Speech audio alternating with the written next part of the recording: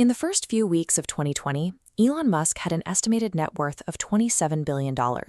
By December of that exact same year, that number had grown by $150 billion.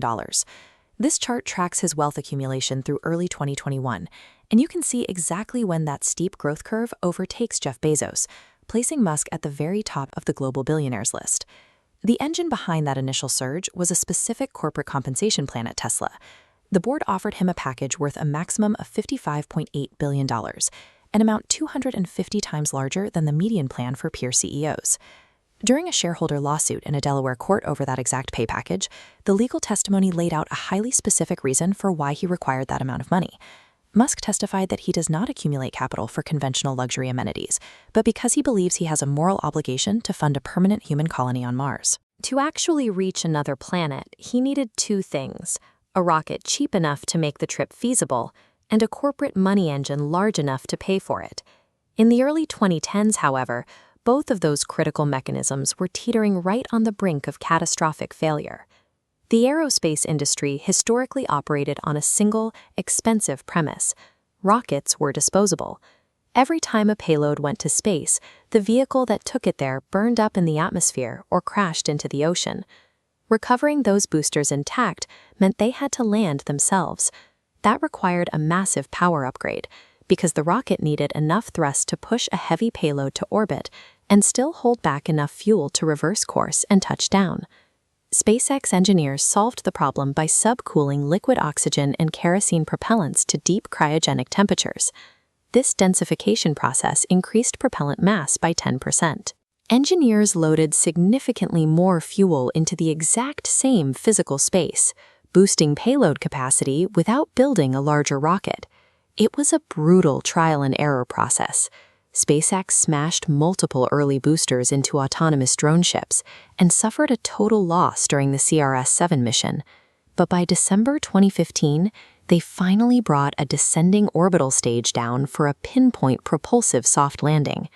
Solving that thermodynamic physics problem kept SpaceX out of bankruptcy and lowered orbital access costs. It reshaped space industry economics and successfully birthed the first half of Musk's wealth engine.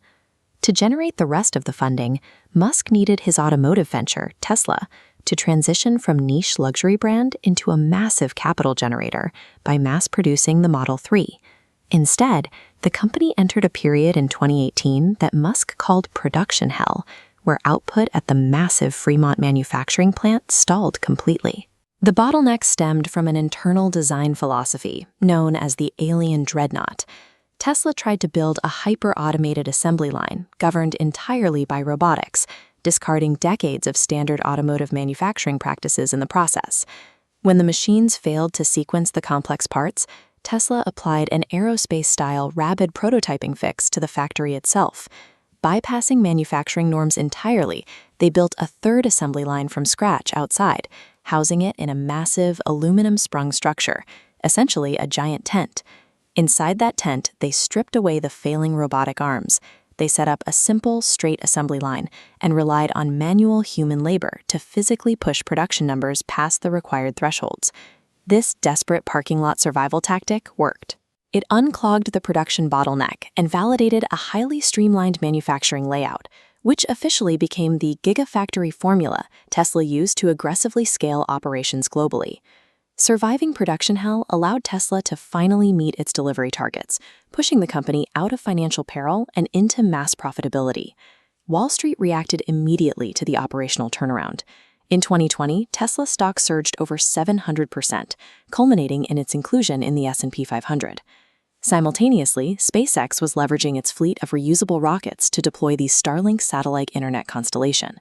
That recurring revenue stream drove massive private valuation rounds for the aerospace company. This composite data visualization illustrates how those two engineering victories compounded simultaneously on paper. The combined equity surges broke global wealth records, pushing Musk's personal net worth past the $300 billion threshold by late 2021. But measured against his own courtroom testimony, even $300 billion is a fraction of the end goal. To actually afford a permanent colony on Mars, Musk estimates his companies will need to reach a combined market cap of $16 trillion.